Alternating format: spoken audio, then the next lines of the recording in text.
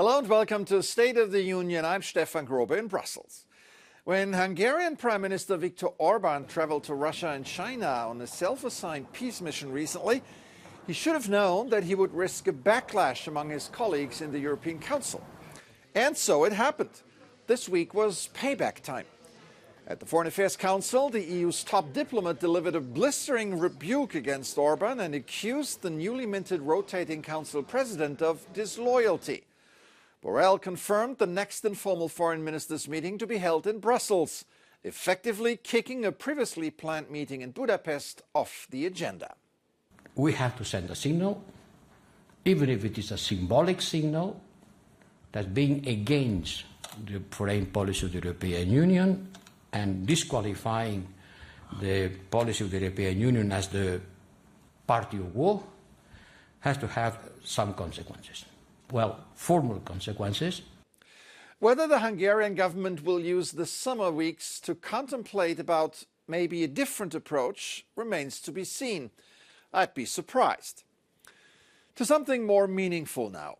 At the 25th International AIDS Conference in Munich this week, researchers, medics and politicians were trying to find ways to cure the epidemic. Around 40 million people worldwide are still living with the disease.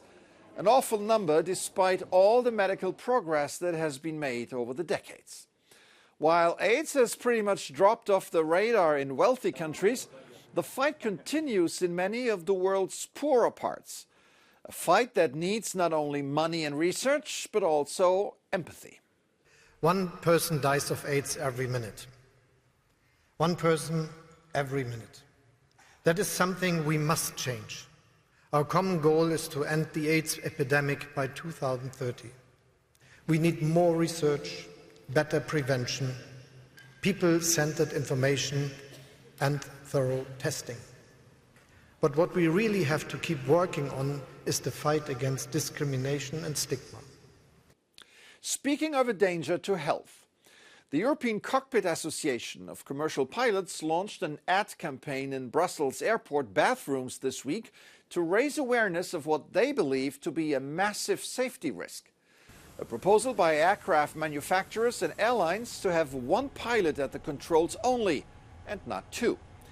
The idea has sparked massive resistance among pilots and is currently being evaluated by the European Aviation Safety Agency. For more details, I'm now joined by Tanja Harter, Technical Affairs Director at the European Cockpit Association. Welcome to the program. Thanks for having us.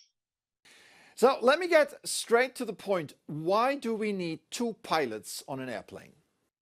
Two pilots on an airplane are there for a reason. We do have all the systems, everything on an aircraft at least twice.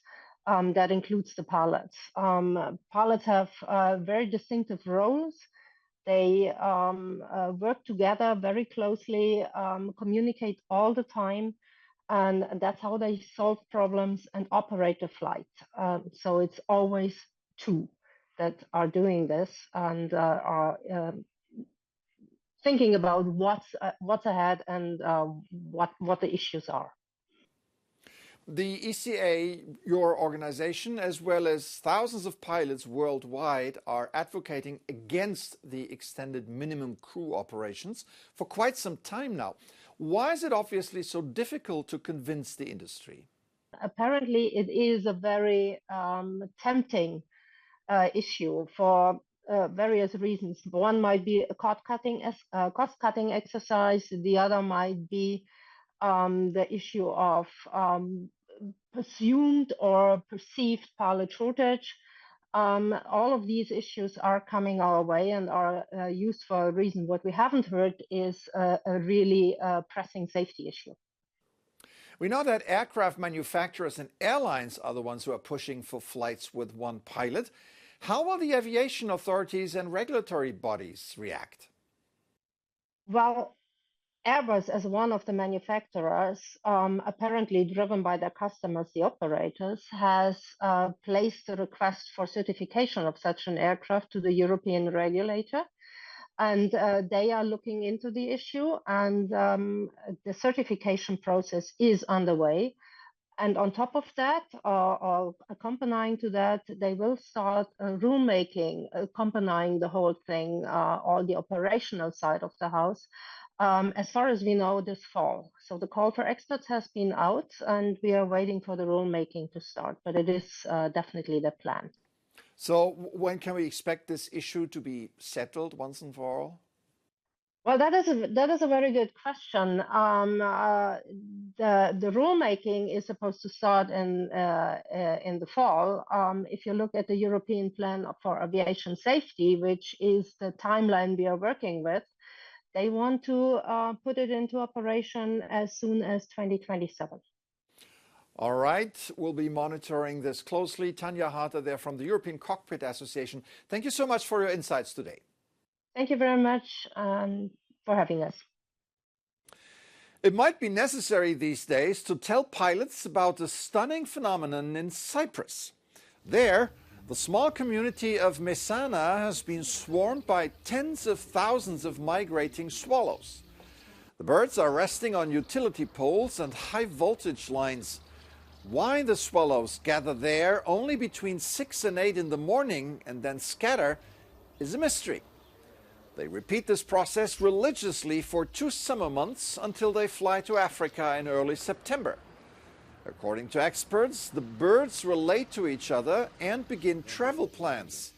It might also be a way of organizing their large community. No one knows for certain. Local lore has it that it brings bad luck to those who try to anger the birds. Someone should really tell the pilots.